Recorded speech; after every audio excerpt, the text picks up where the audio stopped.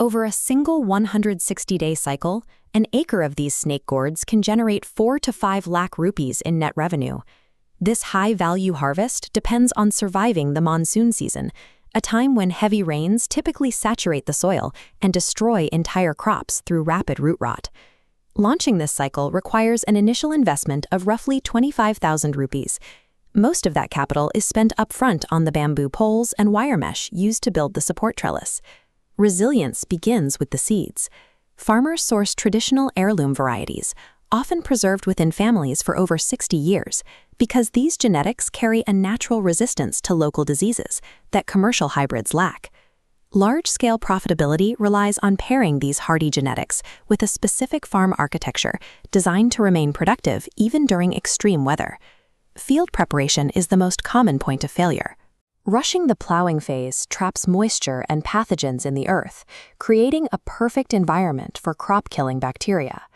This 30-day preparation cycle is strict.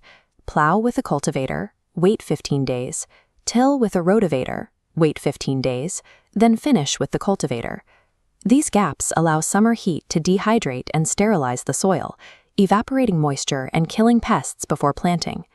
Once the soil is prepared, you must build the farm's physical defenses. This involves shaping high, raised beds separated by deep drainage channels. Even during the heaviest rains, standing water never reaches the base of the plants. When the beds are ready, place the seeds exactly 1 meter apart. Each row of plants must be separated by a 4-meter gap to allow for proper airflow and structural support. During sowing, apply a basal dose of 2 bags of DAP, 3 kilograms of humic acid, and 25 kilograms of calcium per acre. This combination of sun-dehydrated soil and elevated beds forms the first line of defense against monsoon waterlogging. As the vines emerge, you utilize the 4-meter gaps to build a heavy-duty trellis system using bamboo and wire.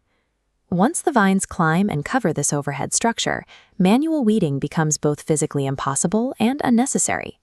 To manage early competition, apply a single targeted spray of paraquat to the ground just before the vines reach the top of the trellis. As the crop matures, the thick overhead canopy blocks all sunlight from reaching the ground, naturally suppressing any further weed growth for the duration of the season.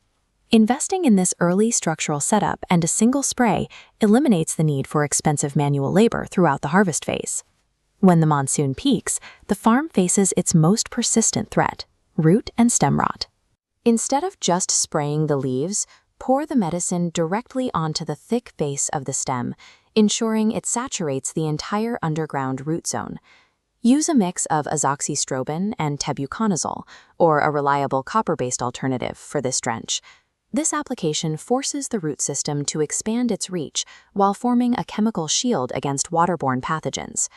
Supplement this with a secondary foliar spray of fungicides, insecticides, and sulfur. This protects the leaves and fruit from airborne diseases carried by the rain. To maintain production, repeat this feeding and protection cycle every 15 days, adding DAP, calcium, and humic acid to the soil. Including potassium in this mix is essential. It provides the energy required for the plant to continue fruiting daily without exhausting its own nutrient reserves. Actively medicating and feeding the invisible root zone allows the plant to survive a relentless monsoon that would otherwise lead to total crop failure. By day 78, the crop begins its most intensive phase. A healthy 1-acre farm will yield 4 to 5 quintals of snake gourds every single day for the next 3 months. This totals a seasonal yield of up to 250 quintals, with net revenue reaching 4 to 5 lakh rupees. To prepare for the next cycle, identify the thickest, healthiest gourd in the field and leave it on the vine. Letting this fruit fully ripen and dry on the vine secures a free, disease-resistant seed supply for the coming year. Generating agricultural wealth is a matter of mastering the environment, planting to beat the weather rather than just reacting to the market.